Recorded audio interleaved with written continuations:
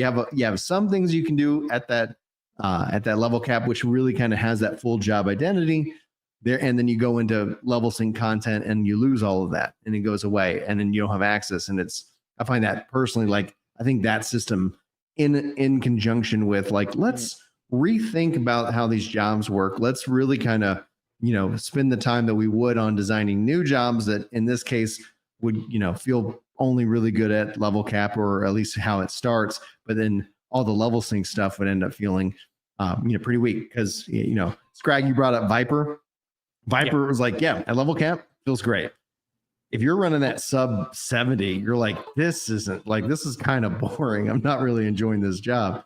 And so I like that. And then Chemistry also kind of follow this up with letting the machinist that can actually assist healers with like Insunas as a long cooldown res to help prevent a wipe. Like, I think if they brought in the sub job system, you, the player, would have a little bit more control. And then that ties into so many things. And that's why, for me, my vote ends up usually always going to, they should probably just make a new MMO at some point in the future. It doesn't have to be, they don't have to like, hey, we're shutting down 14. They don't actually have to. They could, keep that on what people have defined as managed decline right now, and, invest in a new MMO for a new era, for a new generation, with the Final Fantasy branding. I think that is where they could do these kind of things, where they could bring back the sub job system for the MMO. They could work on the open world so that you have these critical engagements and you have a vibrant open world that isn't instanced off into its own server. What do you guys think? I agree. The sub job system, that was the best part of Final Fantasy XI. Like, it had brought so much like variety, and your sub job really mattered, especially when you added people in your party in Final Fantasy XI. You couldn't just put any type of combination together. I remember when I first played Final Fantasy XI, somebody came to our party. He was like a warrior white mage, and they're like, this is like the earlier on. I'm like, bro, like, you can't be a warrior white mage, dude. Just go play paladin, dude. Yeah, just take that off, like. But yeah, subclass, I think that was the best part of it, because once you got your main job, you had to go back, you had to level up, wherever your subclass was in order to bring them both together and everything. It's just kind of surprising that 14 didn't have that. I think that was like the best aspect of it. But when it came to 14 too, I mean, even when it came to leveling up, 14 didn't feel for me, leveling up your character didn't feel as rewarding as Final Fantasy 11. I mean, Final Fantasy 11 was just a grind, and you really felt like you earned leveling up in Final Fantasy 11 because of how difficult it was just to bring a party together, get the right setup, find the best camping spot and everything, and then just constantly chaining your linking your experience points and stuff. I love those aspects of Final Fantasy 11, and now 14 is more streamlined and stuff. I think that's another reason why it haven't really pulled me in compared to what 11 had done for me. I think 11 actually makes the most sense to remaster or remake that, as opposed to necessarily like, oh, we're going to make 18 and it's a brand new MMO. Well, I think that could be very curious if they were like, yeah, we're going to invest, because no matter what, if they did master whatever Final Fantasy 11, there would be some compromises that the community would have to be okay with. Therefore, I say, yeah, you can keep classic Final Fantasy 11 up as an option for those who want to play it, just like they're doing with Tactics. Tactics is having the original version included in the remaster, and the remaster has some changes, right?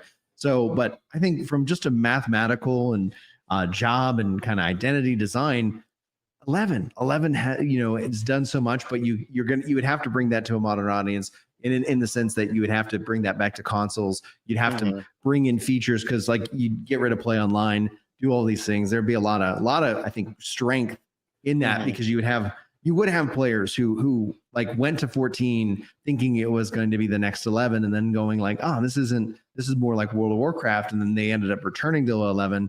You have that. What I've said is that they need to have a hybrid approach with that. They did, tried to do another sandbox, make it a sand park, bring in theme park aspects so that players know, hey, I need to go do this, this, and this, and I'm going to get my reward.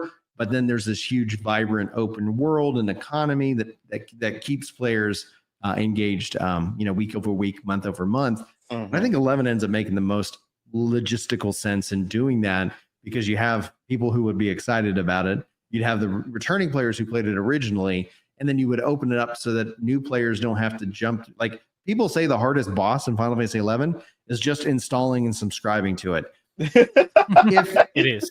Yeah. Otherwise, people go to like private servers, and then there's always kinds of risk and rewards there. It's like, imagine what they could do, with that investment. I think that would be really, really good. We're coming up to the kind of our hour. For those of you who are joining us, thank you so much for being here. We have quite a crew here today. This has been a lot of fun to talk about it. But I want to go around because we've been ending our shows with what are we playing? What are we playing? So, Scrag, what are you playing right now? I've been playing Final Fantasy XI, and I've also been playing some 14. Not really though. I'm just mainly just setting up my UI again. That's been a very slow process, but yeah, just mainly 11 and a little bit of. I think I played like maybe 10 minutes of Stellar Blade this week, so it's in there. Nice. Logan, what are you playing? Oh, hey, thanks. I just finished Grand Blue Fantasy Relink, and I'll be preparing like a little review video for it. So my next game I'll be hopping on or returning to and to finish is Stellar Blade.